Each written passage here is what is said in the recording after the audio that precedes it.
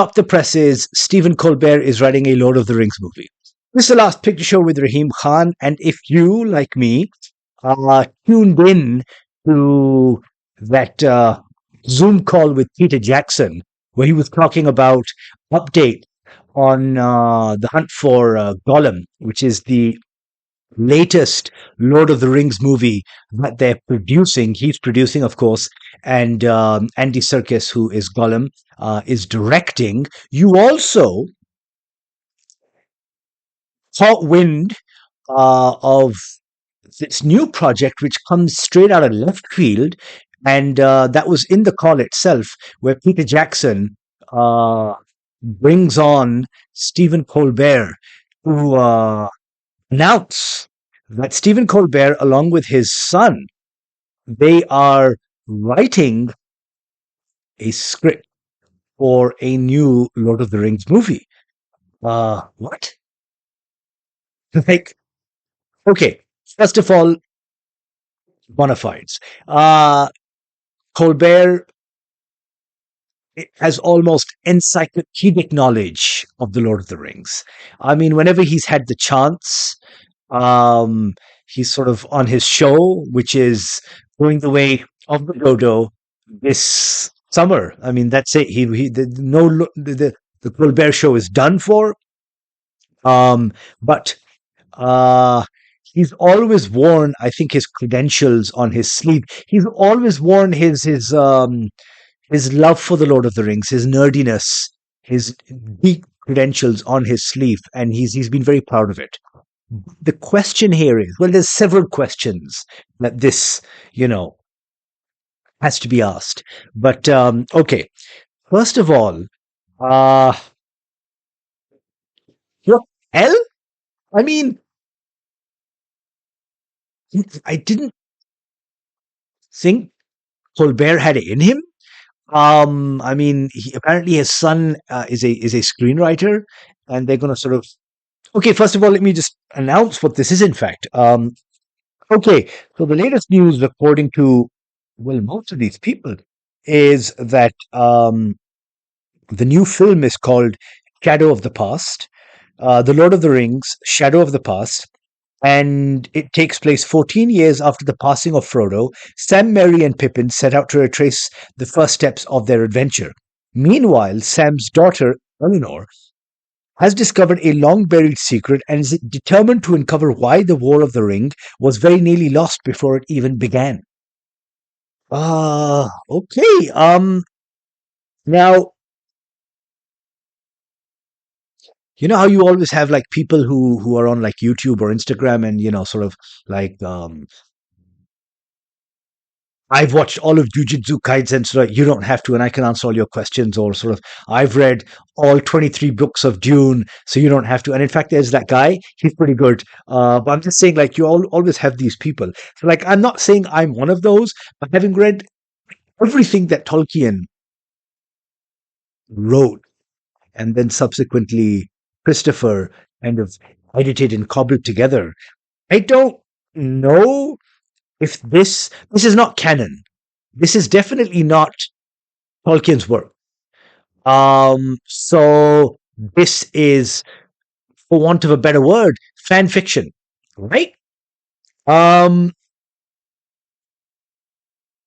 It's curious because the thing is, and I think thanks to the guardianship of the Tolkien family, a lot of the actual good stuff, like the Silmarillion and Unfinished Tales and all of that stuff has yet to be developed.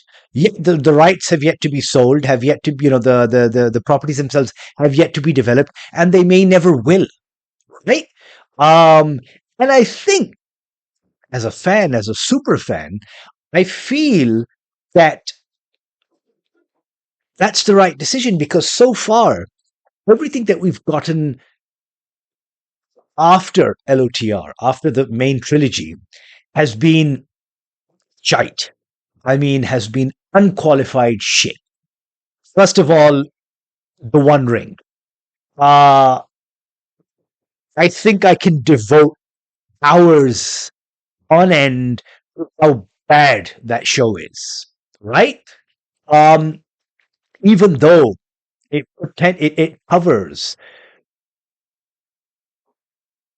I'm not saying like it's the most exciting period or epoch in sort of the history of Middle Earth, but you know, this was the forging of this period is meant to cover the forging of the Great Ring, and then of course the last alliance of men and elves who displace, thwart, defeat Sauron. So I mean, you potentially had gold here, right? And what do we get?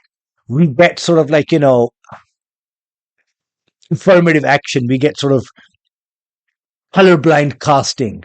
We get all of this bullshit that didn't lend or help the story in any way. All it did is further incite fans who felt that sort of the Lord of the Rings and sort of all of the mythos is. I'm not saying that it should be that it should be sullied like this, but I mean, sort of. I mean, they are kind of complete in themselves, and I mean, as they say, ubi dubium ibi libertas, where there is doubt, there is freedom.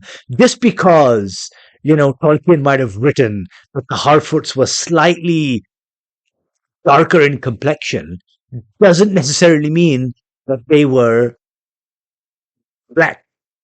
You know, like you cast fucking Lenny Henry as a Harfoot. Why? You had pink elves. But again, this is not as somebody as a brown person myself. I mean, this has nothing to do with what's it called? I mean, sort of raiding against another against my brothers or against my people. This has simply got to do with the fact that it was very clear where Tolkien was drawing inspiration from, and that is European mythology, right? It was very clear the audience, perhaps, if not the audience, but at least the ethnicities that he wanted to sort of like, mythologize in his own, you know, creative work. And that was, of course, Northern Europeans. And yet, you have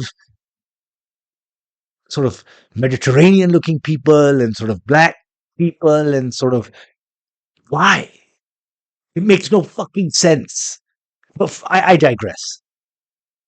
I will, in fact, I think I should do an entire episode on just that and sort of get more into it. Okay. But what I'm trying to say the One Ring was weak sauce. I mean, the One Ring was for desperate hash grab, to try and recreate the, what's it called? Game of Thrones model over at Amazon, right? And try and maybe I don't know for a new generation have their own LOTR as we did growing up, but it failed. It has failed, and the thing is that I will definitely not be watching season 3. So that's one thing. Okay, then you had the animated War of the Rohirrim. Okay, I was excited when they announced this because it's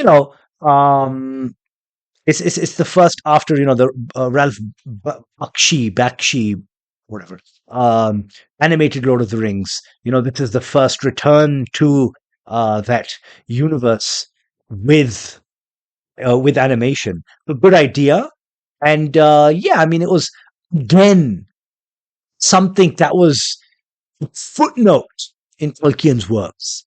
You know, but they were able to create like a whole story out of it. Was it good? Whatever. I mean, sort of. I think there was some moment. It was okay. It was much better than the One Ring, but it was just okay, right? I think that they could have picked up something else. And now you have, of course, Peter Jackson, Aol, returning after The Hobbit with, you know, The Hunt for Gollum. Now, again, this is alluded to in the book. I mean, sort of, there's, you can correct me if I'm wrong, but I would say paragraphs on this in the book itself, um, in which sort of Aragorn and Gandalf are sort of, and of course Mordor are hunting, seeking Gollum. Why it needed to be adapted and turned into a movie, I have no idea. Right?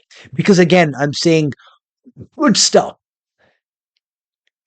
for whatever reason, whether I mean sort of it's out of reach, the Tolkiens refuse to sell the rights on it, or maybe Hollywood is benighted. Well, it is. But I mean, for whatever reason, the good stuff is sort of out of reach.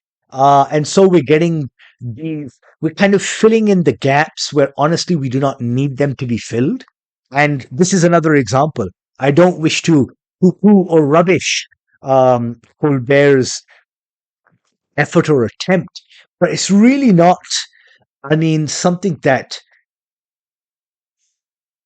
perhaps the his energies or sort of our attention when the movie comes out needs to be diverted to, because again, when I would love to see sort of the creation of Numenor, or at least stories of Numenor itself, like Tar Eldarion and all of these guys. Maybe, if you wanted to, maybe you could sort of say a little about sort of the Blue Wizards, Alatar and Palando. Maybe, I don't know, there's references within, the Lord of the Rings about sort of how besides the battle of, like the Pelennor Fields and other ones, there were battles in the north and in other places. There was a huge battle with the dwarves. There's so much, and yet they so to sound very millennial, I guess, very meh, kind of like stories, and I don't know. I'm I gives a shit about the hunt for Gollum. Like we got it. I mean, they kind of, if you remember, remember in that flashback scene where they're torturing Gollum. We got it. You know, I don't know what they can add to. I mean, sort of the story by sort of telling this part of sort of Lord of the Rings lore. Um, yeah, I mean, sort of. I think the rest of us, I mean, sort of, we will judge. I will not prejudge, I guess. Well, I have prejudged. That's what this sort of rant was for. But I think the proof is in the pudding, and we shall see when these movies come out. Because first, it's of course um, Hunt for Gollum, and Ian McKellen is returning as Gandalf. Who they are casting as Aragorn, I have no idea, because it can't unfortunately be the one and only Viggo Mortensen, because this is a, a relatively younger, I mean, compared to the 120-year-old or something like that in the Lord of the Rings storyline. I think this is a decade or two before that. So, I mean, Mortensen's well into his 60s now, so, they can't cast him. So I don't know what they're going to do. I mean, can anyone replace him as Aragorn? No. But these are wholly unnecessary adaptations. I think that sort of, Jackson, being who he is, should go on bended knee to the Tolkien estate and beg them and say, you know what, it is time to allow the rest of, the stuff, the Silmarillion and everything else to be adapted. Because in my lifetime, I would like to see that. In fact, I remember I had aspirations to even adapt it myself. Well, whatever. Um, Good luck, yes, Stephen Colbert. Let's see what you can do.